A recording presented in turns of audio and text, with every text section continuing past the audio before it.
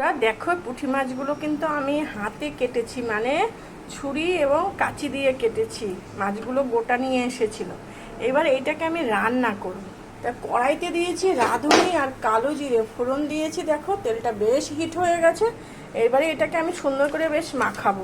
এখানে একটুখানি নুন, হলুদ, ময়দার গুঁড়ো এবং সর্ষের তেল আছে। এবারে এক ফোড়ন দিয়ে আমি রান্নাটা কিন্তু করব, একদম কালো জিরের পাতলা ঝোল যেটাকে বলে। তা মাছগুলোকে কিন্তু আমি কাটানোটা তোমাদের দেখাতে পারিনি। ছুরি এবং কাঁচি দিয়ে খুব সহজেই কিন্তু পুঁটি মাছ, দেখো সবকটা মাছ সুন্দর করে আমি কেটেছি এবং একটা মাছও কিন্তু ভাঙেনি।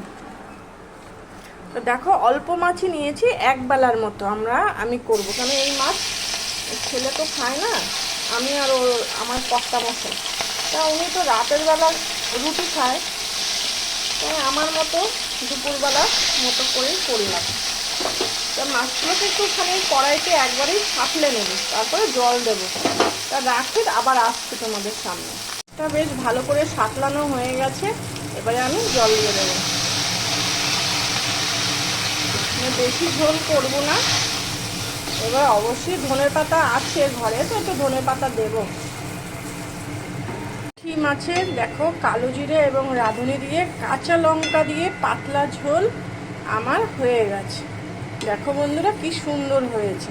পরিমাণে অবশ্যই কম, কিন্তু যেহেতু লোক কম, দুজন একবেলা, আরও মাছ রয়েছে কিন্তু আমি করিনি। তা দেখো এই যে বেশ সুন্দর হয়ে গেছে।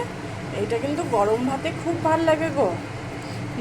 মানে পেঁয়াজ রসুন ছাড়াও যে এইভাবে ধনেপাতা দিয়ে শুধু রান্না করা যায় পুঁটি মাছ বা মোরলা মাছ, একবার করে দেখবে তোমরা বন্ধুরা। সবাইকে টাটা, রাখছি তাহলে।